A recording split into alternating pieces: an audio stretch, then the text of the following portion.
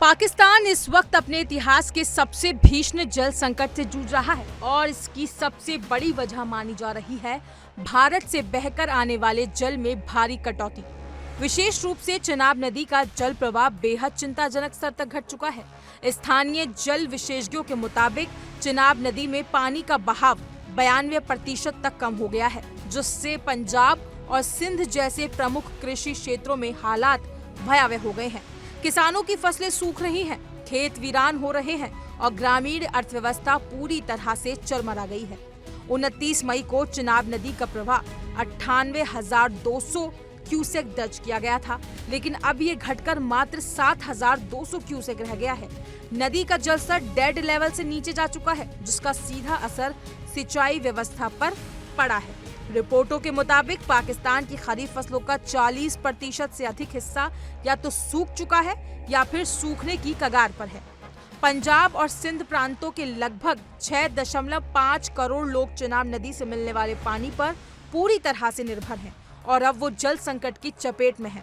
जल की इस भीषण कमी से बुरी तरह प्रभावित किसान अब इस्लामाबाद की ओर कूच करने की चेतावनी दे चुके हैं। उनका आरोप है कि सरकार कोई ठोस राहत नहीं दे रही और भारत के खिलाफ भी कोई निर्णायक कूटनीतिक कदम नहीं उठाया गया। किसान संगठनों का कहना है कि जब उनकी जमीनें सूख रही हैं और फसलें बर्बाद हो रही हैं, तब ग्रीन पाकिस्तान जैसी सरकारी परियोजनाएं सिर्फ कागजों में हरियाली दिखा रही है।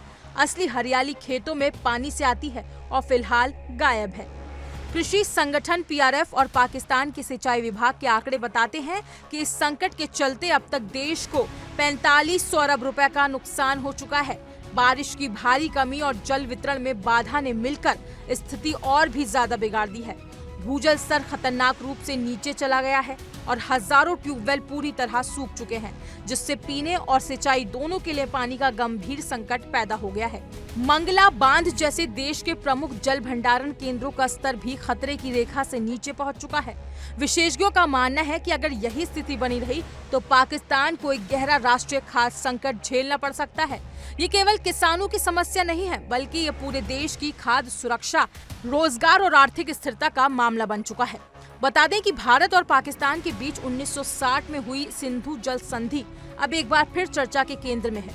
पाकिस्तान का दावा है कि भारत इस संधि का पालन नहीं कर रहा है और जानबूझकर जल प्रवाह में कटौती कर रहा है।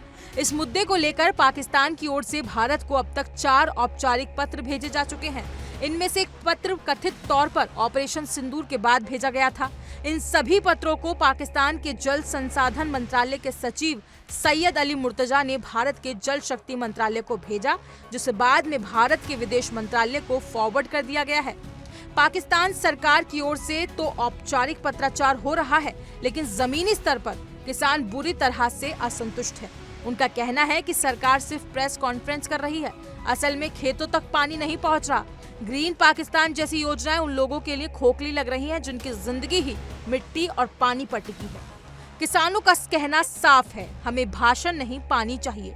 जल संकट के चलते राजनीतिक और सामाजिक तनाव लगातार बढ़ रहा है। यदि समय रहते समाधान नहीं निकाला गया तो आने वाले महीनों में पाकिस्तान को न सिर्फ कृषि संकट बल्कि पानी को लेकर गंभीर जन आंदोलन और अस्थिरता का भी सामना करना पड़ सकता है।